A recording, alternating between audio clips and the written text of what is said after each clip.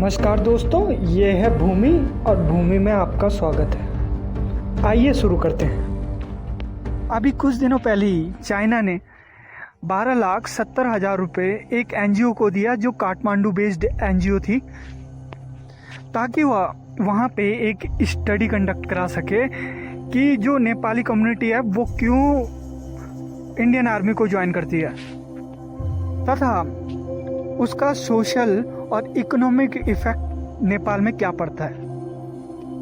अब चाइना की ambassador how Yankee ने यह फंड नेपाल के एनजीओ को जारी किया। क्या नाम था? हाउ यांकी, ताकि वो वहाँ एक स्टडी कंडक्ट करा सके। इसके अलावा वो यांकी जो है, हाउ यांकी, वो नेपाल में मोदी के जो विरोधी है उन पे भी वो काफ़ी करीबी नज़र बनाए हुए है वो। अब यहाँ पे चाइना का ऐसा करना भारत में कई लोगों को गलत लगा। उन्होंने इस बारे में उंगली उठाई कि क्यों जो नेपाल है, जो चाइना है, उसको क्या ज़रूरत पड़ी है इंडिया के इंटरनल अफेयर्स में मामले में दखल देने की। और ये जो मामला है ये करीबन 200 साल पुराना है। 1816 में एक संधि हुई थी, संगोली की संधि, जिसके तहत अंग्रेजों ने गोरखाओं की भर्ती करना चालू किया। अब तब से अब तक इस मामले को 220 साल से भी ज़्यादा हो गए हैं। ऊपर से जो कल्चरल एक्सपेक्ट है नेपाल का, वो भारत के ज़्यादा करीब है।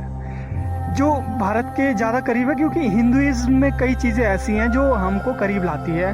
अब देखिए, आगे बढ़ने से पहले थोड़ा सा इतिहास को जान लेते हैं कि भारत आज़ाद हुआ था 1947 में, और भारत की आज़ादी के वक्त ब्रिटेन, नेपाल और भारत में एक त्रिपक्षीय समझौता हुआ था। और इस त्रिपक्षीय समझौते के अनुसार ब्रिटेन में जो 4 गोरखा रेजिमेंट ब्रिटेन को दी थी और बाकी जो 6 गोरखा रेजिमेंट है वो इंडिया को दी थी। एक समझौता हुआ था कि गोरखा जो रेजिमेंट है उसका डिविडेशन किया जा सके। अब कुछ समय बाद इंडिया को एक और गोरखा रेजिमेंट की ज़रूरत पड़ी, तब उसने 7वीं जो गोरखा रेजिमेंट है उसको बनाया।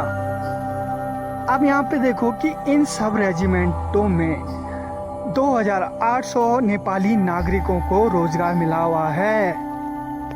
और वहीं भारत सरकार 29,000 करोड़ रुपए हर साल नेपाल के विभिन्न बैंकों को भेजती है पेंशन के रूप में, ताकि जो नेपाली नागरिक हैं उनको पेंशन मिल सके। क्योंकि नेपाल में 12,600 रुपये पेंशनर हैं वहाँ पे, जिन्होंने कभी गोरखा रेजिमेंट में काम किया हुआ है। और इसके अलावा वहाँ पे एक Indian ex serviceman welfare organisation भी है। अब जहाँ पे इंडियन आर्मी का होगा तो वहाँ पे उनकी ऑर्गेनाइजेशन तो होगी, ये तो जायज़ सी बात है।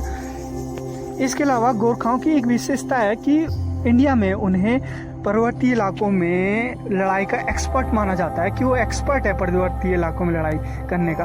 सैम मानेकशॉ के बारे में तो आपने सुना ही होगा, वो जो उनका डायलॉग है। चलो, इसके अलावा जो मैं आगे बताता हूँ, अब नेपाल की जो यूथ है जो इंडियन आर्मी में काम कर रही है, उनको 3 से 4% ज़्यादा वेतन मिलता है इंडियन आर्मी में। जो नेपाल की आर्मी है as compared to Nepali army, Indian army वालों को ज़्यादा पेंशन और ज़्यादा वेतन मिलता है। अब पेंशन और वेतन की बात तो हो गई। गोरखाओं ने हमारे लिए, जो हमारा देश है, उसके लिए बहुत कुछ किया है। अब देखो, उन्होंने कई बार जो लड़ाइयाँ लड़ी है, लगभग सभी लड़ाइयों में उन्होंने भाग लिया है। जैसे कि 65 की लड़ाई, 71 की लड़ाई, 62 की लड़ाई, हर लड़ाइयों में उन्होंने हमारा साथ दिया है और अपनी साथ दी है।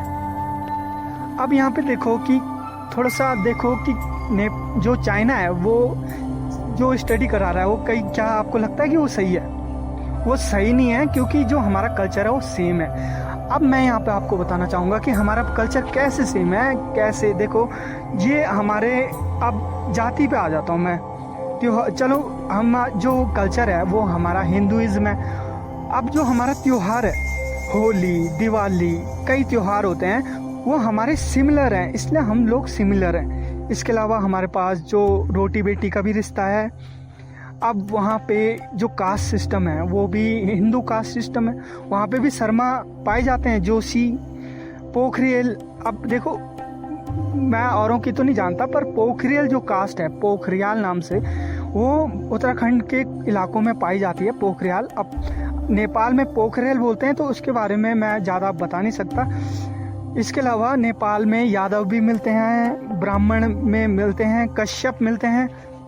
इसके अलावा नेपाल में भंडारी लोग मिलते हैं, बिष्ट मिलते हैं, रावत मिलते हैं। जो कि देखो ये जो कास्ट है बिष्ट, भंडारी, रावत, ये उत्तराखंड में पाई जाती है। मतलब पश्चिमी नेपाल में तो आप समझ ही सकते हो कि बहुत जो कास्ट हैं वो सिमिलर होंगी। तो इस प्रकार से हम कह सकते हैं कि हम जो नेपालियों से हैं वो सिमिलर हैं। और इसके अलावा आप देखिए ये भौगोलिक स्थिति है। अब ये भौगोलिक स्थिति देखिए, हमारी जो बाउंड्री है वो एकदम खुली हुई बाउंड्री है। कई जगहों पे, बहुत जगहों में हम जो वीज़ा है वो भी नहीं लेते।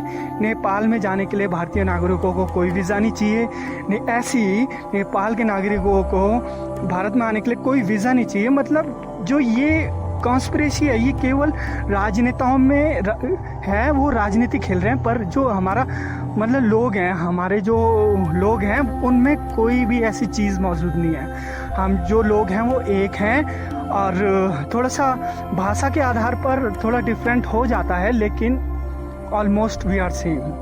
धन्यवाद।